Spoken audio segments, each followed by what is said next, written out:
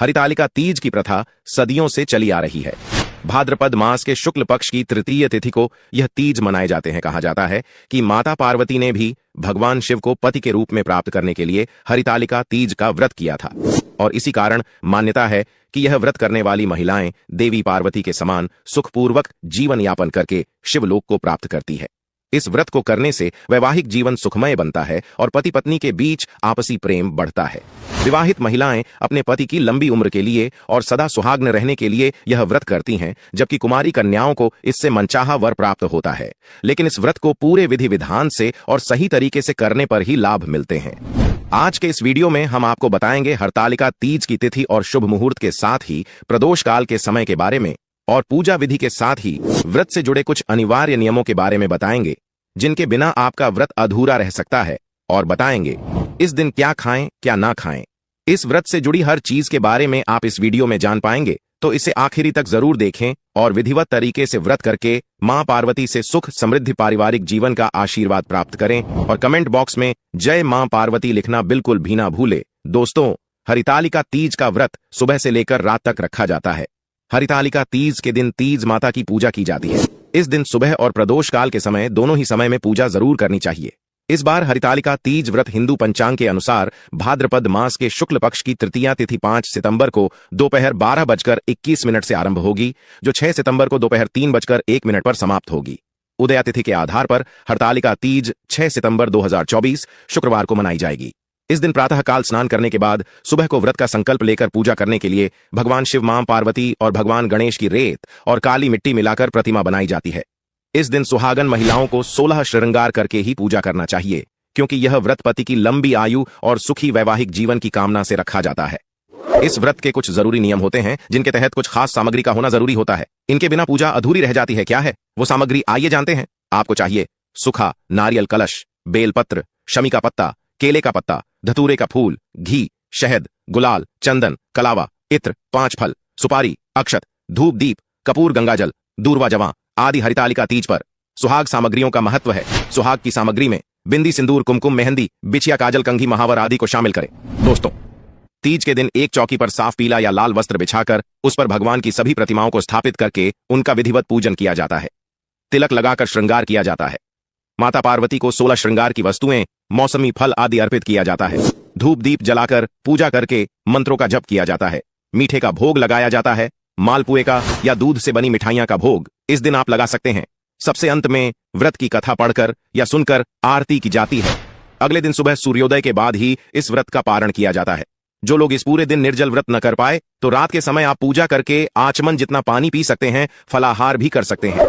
आप अगर निर्जल रहकर व्रत रखने में सक्षम नहीं है, तो ऐसे में आप जब भी सुबह को व्रत रखें, तो उस समय आप जल के साथ पैसे व्रत को रखना का संकल्प भी ले सकती है। हरितालिका, यह शब्द पार्वती के भगवान विष्णु से विवाह करने से बचने के लिए खुद का अपहरण करने के कार्य से आया है।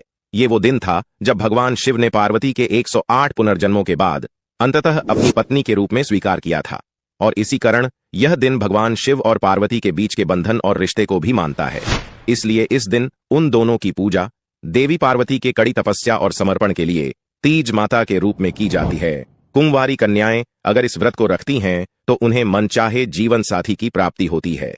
भगवान शिव जैसे गुण वाले वर की प्राप्ति होती है। सुहागिन महिलाओं के सुहाग की रक्षा होती है, उनकी संतान की रक्षा होती है।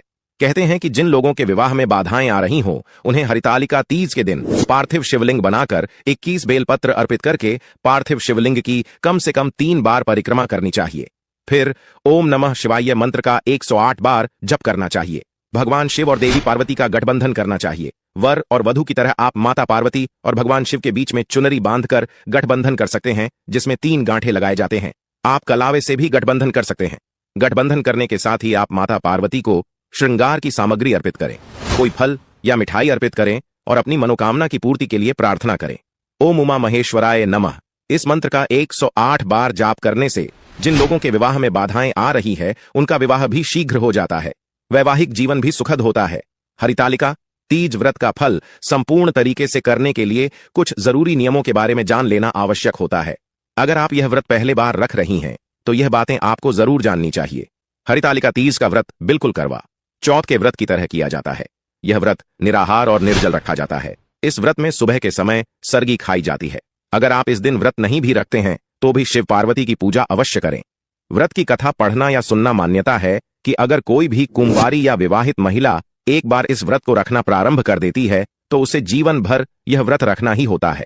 केवल कुछ विशेष परिस्थितियों में ही आप इस व्रत को बीच में छोड़ सकती हैं। अगर किसी महिला को इस दिन मासिक धर्म आ जाता है तो ऐसी अवस्था में भी आपको यह व्रत रखना होता है। ऐसे में आप खुद पूजा ना करें, घर के किसी अन्य महिला से या कन्या से इस दिन पूजा करवा सकते हैं या फिर दूर बैठकर व्रत की कथा सुन सकते हैं। आप मानसिक पूजन मंत्रों का जाप आदि कर सकती है, उपवास रख सकती है। बीमार होने पर भी दूसरी महिला से यह व्रत करवा और इसके बदले आप उन्हें सुहाग का सामान दक्षिणा भी जरूर दें और माता पार्वती और भगवान शिव की पूजा करके उनसे व्रत ना रखना के लिए क्षमा याचना करें। फिर अगले साल आपको यह व्रत रखना चाहिए। इस व्रत में किसी भी प्रकार से अन्न और जल ग्रहण नहीं किया जाता है। अगले दिन सुबह पूजा के बाद जल पीकर व्रत खोलने का विधान है, लेकिन भारत के कुछ क्षेत्र में व्रत खत्म होते ही जल ग्रहण करने की भी मान्यता है।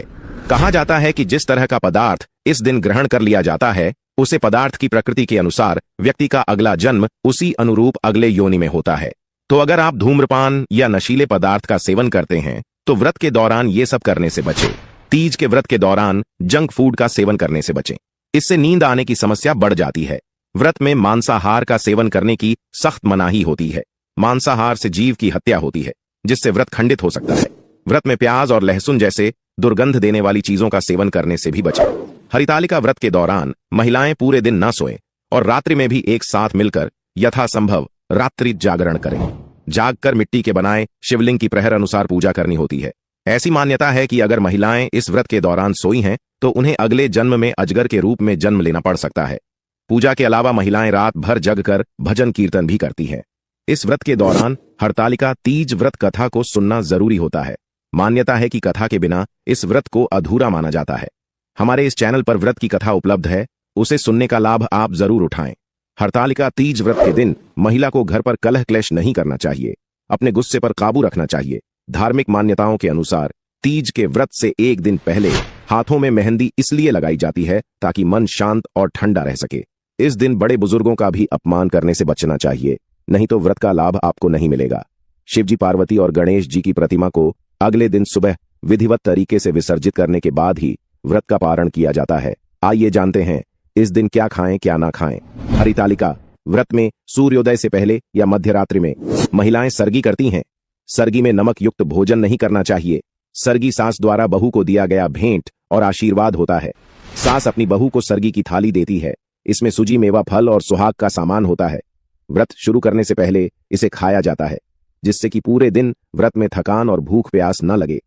वैसे तो सरगी की प्रथा पंजाबी समुदाय में ज्यादा प्रचलित है, लेकिन अब पूरे भारतवर्ष के लोगों ने इसे अपनाया है। सरगी में आप फलों के रस, नारियल पानी, मेवा और मुरब्बा खा सकती हैं। इससे आपको ऊर्जा मिलेगी और शरीर में पानी की कमी नहीं होगी।